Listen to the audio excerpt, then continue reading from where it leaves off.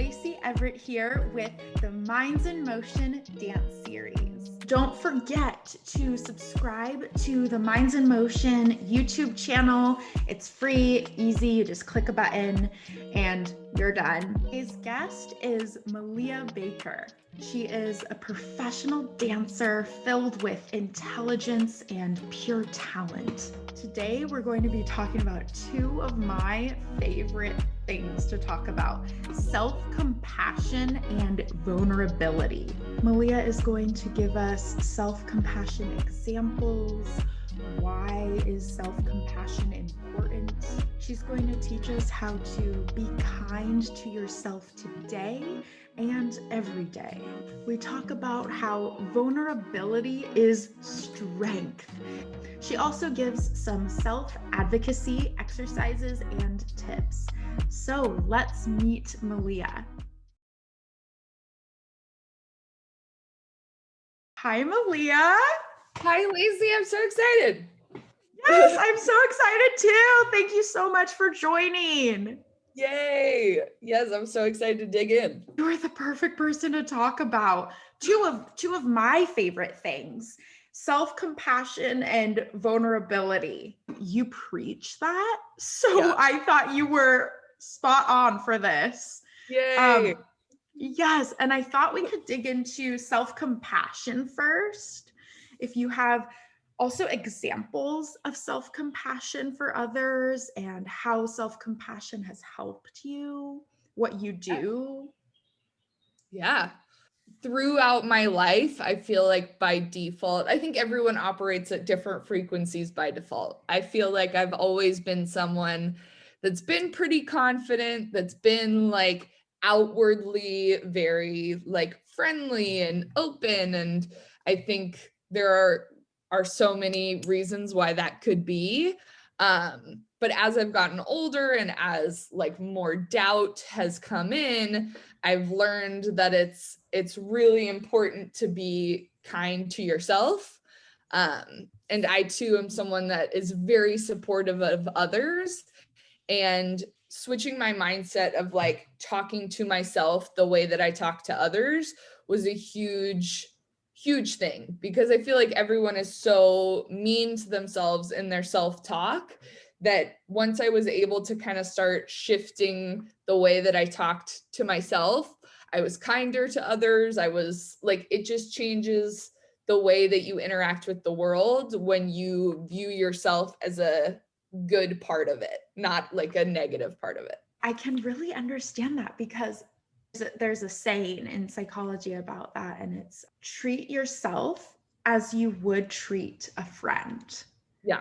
And we're so nice to our friends. You know, if our friend is beating themselves up for not doing good at their audition or whatever it may be, you're over there, no, you did great, you looked great. But to ourselves, we're like, gosh, you did horrible, this and X, Y, and Z. So it can be really detrimental. Yeah. Yeah. And also viewing it in like the lens of your past self. Like a personal mantra that I have is like, do it for your future self. And when I'm like, I don't want to clean the dishes right now, I'm like, do it for your future self. Like your future self will be happy that you like clean these dishes. So I've also been using that like in a self-compassion lens of like, imagine how proud of you 8-year-old Malia would be. She would not be like, oh, your hair looked weird in that audition. She'd be like, oh my God, you're living in LA and auditioning? That's so cool. So just like reframing your perspective, I think, is helpful. That's a good one. So you use your younger self to kind of motivate that. Yeah. Thinking of the younger self. Like when I was younger, when you're 5, everything's cool to you, which is, it's a shame that we're not like that anymore. You know, life just covers that up. Yeah. So that's really nice to kind of notice that and go, okay, my younger self would have loved this, eaten this up. So let's go back there, because they're in us. Yeah. Yeah. They're forever a part of us and making us who we are. Have you ever heard of Kristin Neff? Yes. My therapist actually told me about Kristin Neff and the self-compassion like timer and check-in, and like just taking a second to realize, like, especially with the pandemic and everything, it's really easy to, like, your frame of reference for suffering can feel so skewed, because it's like, oh, I'm in a really privileged position, why am I feeling bad? And then sometimes when you feel bad about feeling bad, it just makes it so much worse and so much harder to get out of. But with the self-compassion check-in, like, just knowing, like, I am suffering independent of the world, independent of the larger picture. It's okay to acknowledge that I'm not okay right now, and, like, just allowing that feeling and going, like, it's okay that you're not okay is a huge game changer. Wonderful. And like you said, allowing yourself to feel and knowing, okay, I feel sad. That's a horrible feeling to feel. I feel uncomfortable and sad, but that's okay. Yeah. And I'm sure when you, correct me if I'm wrong, but I'm sure when you let yourself feel those feelings, even though they're uncomfortable, you probably feel a lot better afterwards versus holding the feelings in. Exactly. I think something that I've learned, especially within the past 5 years, is, like, if you can get through the initial discomfort of anything, it makes it so worth it, because that initial discomfort is obviously so uncomfortable, but the benefit of, like, allowing yourself to feel the discomfort, and the benefit of, like, if you ask someone for what you want, or if you tell someone what you need, like, it's so worth it to get past that hump. Yes. And telling someone what you need is another thing too. That's a really big deal because it's hard to do that. Once we realize that asking for something doesn't hurt us and the person is not mad at us for asking something, it really builds that confidence in us, like, oh, okay, I can ask for what I need because I'm a human too. Nice. Exactly. And going along the lines of feelings, I wanted to talk about vulnerability and shame. And I'm just curious what it is to you and how you implement it in your life, how it's helped you, the benefits of it. Yeah. I think shame is so interesting. I was watching, there's an Apple documentary series called Becoming You. And it's, like, about the first 2000 days of, like, child development. And it talks about, like, all these different markers, and they do, like, kids from all around the world. And it's become my new favorite show. And Watch that. there was this one, like, little segment they had about, like, this 2-year-old's, like, first day at pre-K or whatever.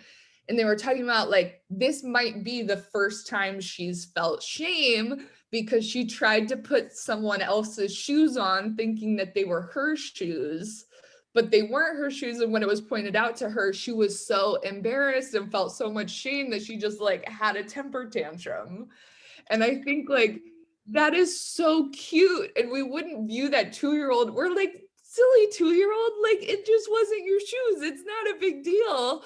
But, like, in her 2-year-old brain, it's like the end of the world. And I think that was so interesting to watch, because the feelings of shame are just our ideas of what we think we should have done, and a disappointment in ourselves and our expectation of, like, the world that we live in.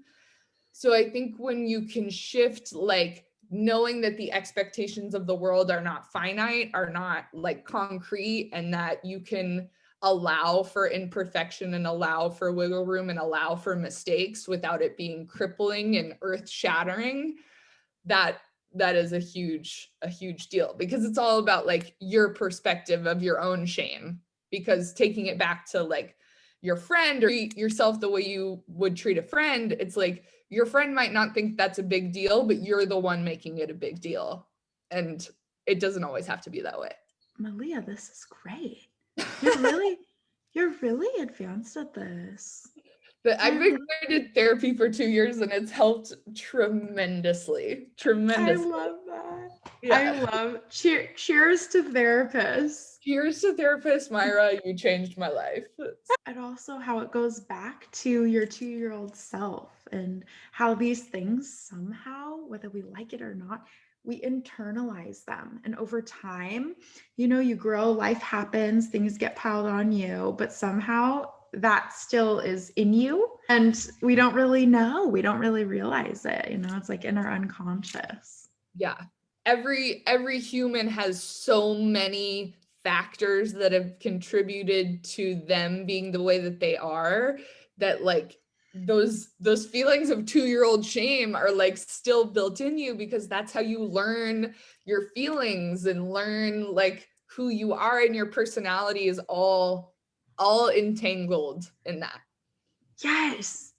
And we don't even really realize it. But then once you notice it, once someone points it out to you, like a therapist or someone, you start to notice it. The next time you'll feel shame in your adult life, you go, oh, okay, maybe that was that 2-year-old me. Maybe it's like, oh, that is reminding me of this instance that happened and this instance that happened, and you recognize the patterns within your own life. Is there any tips that you have for using vulnerability in your everyday life or with your profession, with dance? Yeah. I mean, it's difficult for me because I have always been someone that's very open, very willing to share, very like theatrical and charismatic. And I know that that's not everyone's life. I know that my personality is probably more designed to be a little more vulnerable because I'm not shy. But I've noticed that most of the time, if you ask somebody for help or ask somebody for what you need or want, more often than not, I've never had someone look at me and go, oh no, like that's not, no, I don't want to help you, or like be mean about it. I think we make up these scenarios in our own head of like how it's going to go, how they're going to act, how they're going to react based upon the scenario that we've designed in our head. But if you can get past that anxiety of what you think it's going to be and just be vulnerable to ask for what you want and need, the result is never the anxious dream that you imagined. And isn't that interesting too? Our minds just go a billion miles per hour and they're like, this is going to happen. It's really, like you said, it's almost never what we think. And we might as well try. Use yourself as a little experiment. Just try it and see what happens. I also think it's important to praise ourselves for that. That's a big deal. Like baby steps. Yeah. When I teach kids, I talk about this idea of like the monkey in our head. And the monkey in our head is like the voice that is telling us like, no, you shouldn't, or it's like that anxiety voice. And I always say to them, like, your anxiety voice is in there, your monkey is in there to keep you safe. But your monkey is also not very smart. Like it's designed to want to keep you safe, but it can only think in this one path. So you have to use the other parts of your brain to like tell your monkey like, okay, yes, I understand you're trying to keep me safe, but I know all of this other stuff. So like, I'm going to be the parent to the monkey in my brain and tell him to like, go sit down. I love that one. That is awesome. So now whoever's watching this, we're all going to go home with monkeys in our brains. Tomorrow I'm going to wake up. It's going to be there. I'm going to be like, bye monkey. See you later. Yeah. You're only there when I need you. Cause we get to choose, we can choose what we want to think and what we want to. In my both experience as a dancer, my experience as a human, my experience as a working professional, it's exactly what I've been talking with Lacey about. It's like asking for what you want usually ends up with what you want. I think there's so often times where we like just wait for someone to give us something instead of having the self-advocacy and the self-compassion to believe I am good enough to ask for this. I am vulnerable and brave enough to ask for this. And if I don't get the result that I want, I can treat myself with compassion to get myself through that discomfort. So just being able to ask for what you want and being able to self-advocate and self-soothe is so important. sounds like too, the self-soothing part is a key factor, because if a person goes and, takes the advice and asks for what they want, and let's say the person is going through something that day and they're just like, no, to not beat yourself up for that, because there's one person, you never know what people are going through. Treat yourself with compassion, regardless of what the effect is. Whatever their answer is, treat yourself with compassion. Yes, okay, that's exactly a good one. Because the compassion has to get you to the point of feeling comfortable enough to ask or put yourself out there, put yourself in an audition. And then the self-compassion then has to come at the end. If you get the experience, then sometimes imposter syndrome can kick in. Sometimes like all these feelings of doubt can kick in, even when you have the good results. So you need that self-compassion as an undercarriage through that. And then if the result doesn't happen the way that you think, you need that self-compassion to help carry you through that doubt. Self-compassion too sometimes gets marketed as like, oh, I just need to be like nice to myself and give myself a bath and like do this stuff. And it's self-compassion isn't always that. It isn't always fun and flowery and nice. Sometimes it's really hard to look at yourself and say, I accept you with all of your flaws and I accept you through all of this. And sometimes it includes taking a bath, but more often it's just a check-in and a conversation with your brain and your thoughts and your feelings. You know what? This reminds me of a study that was done on people who have a fear of giving themselves self-compassion. And how that is possibly a thing, because if you're not used to doing that, it's hard to do that. Like, what? You're beautiful. I love you. That's hard for some people. So baby steps. And like you said, it helps with your feelings and your thoughts. Yeah. And for dancers too, it's like, and I've talked with our mutual friend Riley about this, of like dancers and coaches and training can sometimes be so perfectionist that it becomes negging, and it becomes like, oh, well, you're not good enough, so you just don't want it bad enough. And then we get into this mindset of like, oh my gosh, I'm bad, I have to become better, instead of nurturing our training and nurturing ourselves. And that was a big thing for me, is my therapist was like, well, if you put self-compassion in your life, what will you lose? And I kept wanting to say like, well, I'll lose my drive for perfection or excellence, or I'll lose my motivation, because I thought it was built in this, you have to improve yourself. And I don't think that self-compassion is taking away the urge to improve. It's just allowing yourself a cushion while you move upwards. Nice. And I like that. What's the fear? What are you gonna lose? Mm-hmm. Only gains is what I'm seeing from your life. I mean, Yeah. Malia, you're an impeccable dancer and an impeccable person. Talking with you, I'm loving this. It's hard to make these interviews shorter, because I could talk about this with you forever. Oh, yeah. Thank you so much, Malia. Thank you, Lacey. This was so fun. Thanks for having me. Of course. Bye. Bye.